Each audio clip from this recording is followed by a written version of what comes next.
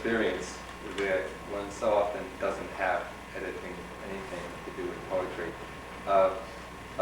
Reading some poems and laughing so hard that I was in the Process World office and Chris was across the room. He said, "What are you laughing about?" I said, it completely incoherent. I said, "Yeah, that."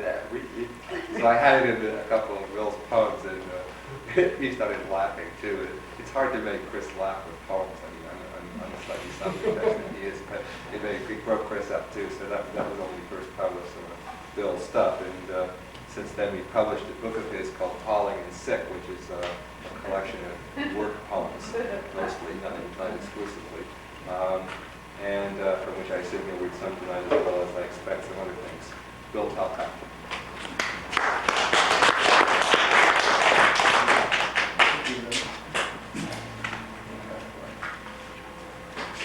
Yeah, let's talk about the book as a product or as an artifact. It's Calling in Sick. It has a Xerox picture of my face. That's the first poem in the way. If you can't see it, there are $50 in the eye sockets. The eagles are out, and it was at Copia, somewhere in the Sunset. The machine, they had two machines. One was a moving one, and that was out for public use. I practiced on that. It didn't work too well. And I got permission to go behind the scenes where they had the big machine that had, nothing moved on it except the light, and it put the $50 in my eye sockets and put my face down. I covered my face with my jacket, not this one, or it would be bleached. I swear to God, the light went through the $50. I was seeing lights for the rest of the day. But it was a noble effort. Also, they didn't know what to put on the back of this, so I wrote the blurb, which is trying to get in the spirit of it. Are you happy with your job? Are you grateful for the privilege of working where you work? When you're on vacation, do you dream of sitting in front of a CRT typing in your password? If you check the yes box, don't buy this book. They may look like poems, but they're really celebrations of the American dream. Call them a collection of work recipes or a user's guide for your career path, an antidote for job burnout. Give a copy to your boss on his birthday, and he'll promote you for sure. Stay home from work next week and read Calling in Sick. It will change your life. Wow. Give me one of those. And Adam has an introduction. One of the great things about you get a book together, you get a chance to use epigraphs, which means you get the chance to steal other people's stuff you like. This book has two parts. One is Career Choices, which is a sort of mythic or real possible jobs, from being a criminal to being a tree. And I steal an epigraph from a guy that wrote L'Autrement, Malderour. I am told I am the son of a man and a woman. This astounds me. I had hoped I was something more.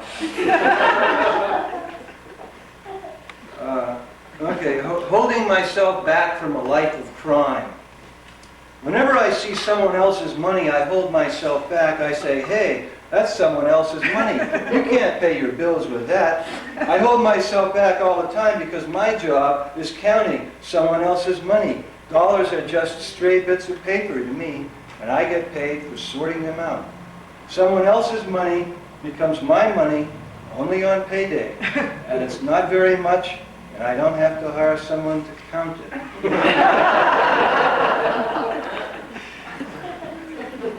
Professional criminal. Some people get away with murder. Me, I always get caught. I get arrested for jaywalking on Mission Street. I get busted on the sidewalk with a drink in my hand. I can't cross a border without ending up in jail. But check this out. Us natural-born suspects make it easier for others to make a living. Nobody said it was easy.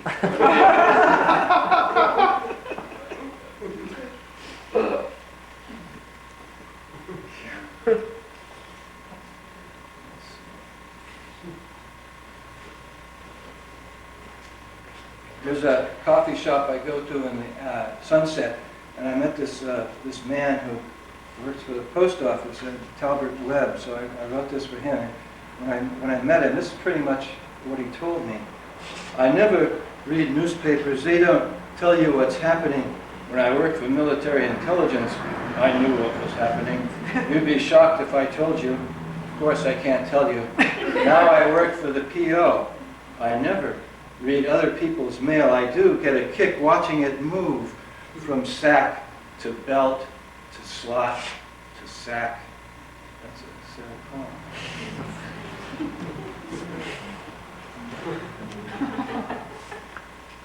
Moving the goods.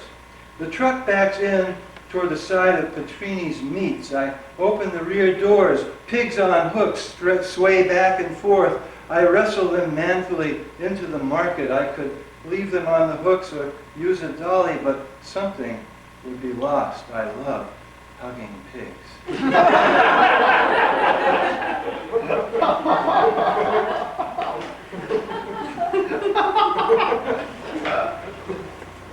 When I was 4 years old, I got hit on the head with a baseball bat by a playmate called Roger Cullen. And then later on, the father of one of my friends in junior high school got hit on the head with a golf ball. He ended up getting a stroke. And I've been thinking ever since about the time I got hit on the head for the baseball bat. I keep waiting for something to happen. So I dedicate this to Roger Cullen, who I walked into it. He didn't do it on purpose.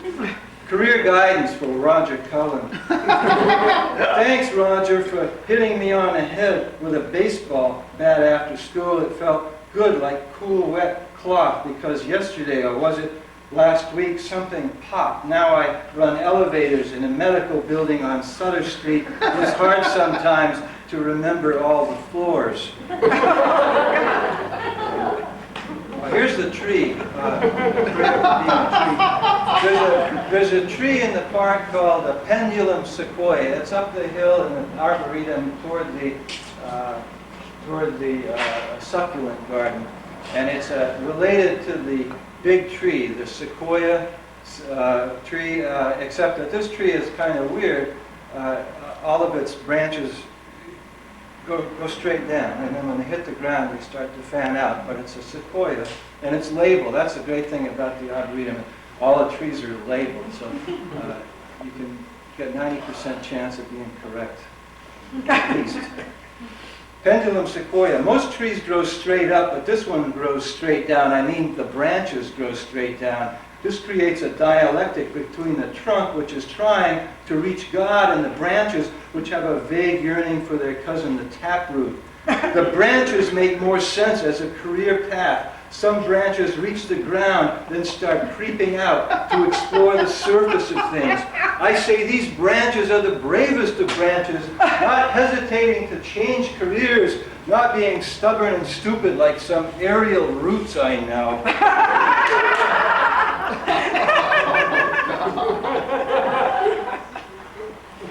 Voyeur as a career choice, I don't know, it's kind of fun. I saw a couple copulating in the street. She was bent over, skirt up, hands grasping a hydrant, not bad looking. He entered her from behind and humped a long time. Finally, the mailman came by, handed them the mail, and they went indoors. You can't get it really involved when you have to maintain some distance. And the last one, Chris just loves poets. We were going to have a T-shirt coming over here about. Oh, I won't. Anyway, the last possible career choice in the section is called the poet. Okay, this is the poet. My therapist says when you write a poem, you have a poem. He was trying to be constructive. When you jack off, what you have is wet Kleenex. I save all my wet Kleenex in temperature-controlled humidifiers. I send them to local magazines in moisture-proof envelopes. I publish a book of wet Kleenex in the Vanity Press. I put a lot of myself in my work. The second half of the book is calling in sick part, and you get up in the morning and go to work and complain about it. And here I make up my own epigraph. I always wanted to have, one of my imaginary playmates is this guy named Max Gomez. So, if God hated work as much as I do, the world would be a sorry mess. Max Gomez in conversation. I always wanted to have a quote like that.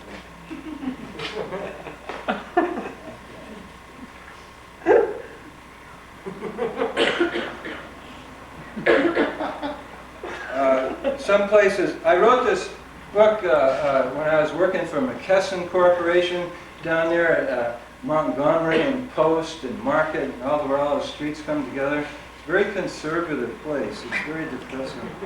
And so but I got paranoid. I changed it. I had business climate. I work for fill in the blank. Originally it was McKesson, and I lost my nerve. I was still working for him. I work for fill in the blank. I work for McKesson. It's a southern company just north of Market Street. They just bought up some southern companies and moved all their executives up here. Staff meeting. I suggested the staff meeting, instead of clearing our throats, we all bark like dogs. I give a persuasive demonstration. The members of my team join in. It feels good. There we are in the conference room, grinning at each other, barking like dogs. If that happened, then work wouldn't be half so bad. One of the buzzwords today in corporate America is multitasking, which means doing as many things at the same time as possible until you burn out. So I have a poem called Multitasking here. I stand at the urinal, pissing in one hand. I have a coffee in the other. Paradise Resisted by Tom Clark. I read his poem called Poem. The boss walks in and says, "Talcott, you recycling yourself?" I sip the coffee, sneeze, through my nose the boss wipes his shoes and leaves.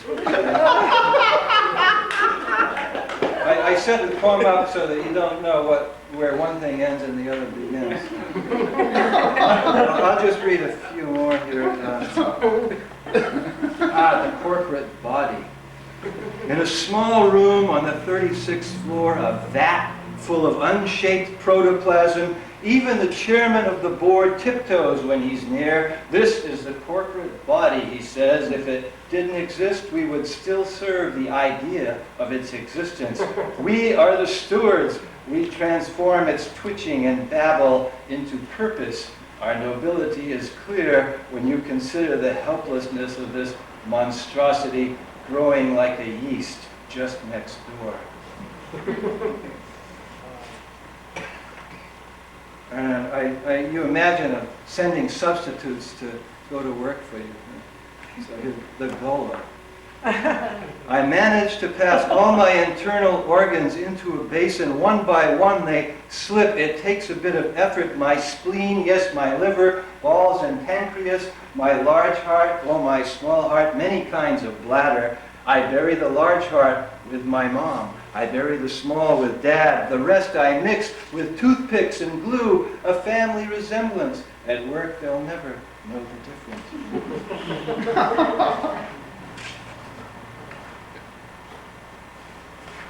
Okay. I'll just close with a few. I have to read this Jesse Helms poem. I knew he was going to get reelected, and I had written a poem for him in advance. Called The Function of Art for Jesse Helms. I never spied on my sister, but once we spent the day at the Louvre. We especially liked the painting of Leda, opening her legs to a bird. Venus de Milo was okay too. Then we went back to the hotel and fucked our brains out.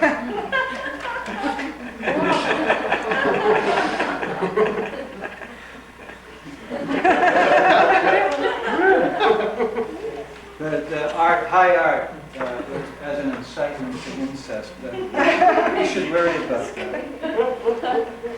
Here's a little section of probably sexist poems. I call Tonka toys. They're just a hodgepodge. So I think I'll read these and then I'll close with an earthquake one.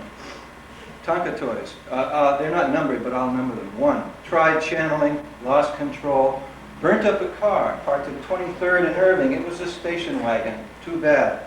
2. Some kind of mixed grill. Look at that piece of meat, quail on the menu. When you lift it by the leg, there's the crisp little wing. You're thinking robins, sparrows, spots of soot on their small cooked breasts. 3, be a cloud, be air, be anything you want. I'm just a school kid at the beginning of time cafe. Stars take their first shapes as you pass my table. 4, inch-tall women wander through my hair. That's why I can't wear hats. Each one has a name, which I whisper. Then I squeeze her till she pops. 5, the man who smoked women. If I can't get manzanita, I use Madrone. 6, I never told you about the ice spiders that live in ice cubes and climb to the rim of your highball to bite you on the lip, then lickety-split back to the freezer to raise a family inside the bubbles of what's happening. Okay, where's my earthquake poem? Earthquake 89, or is it...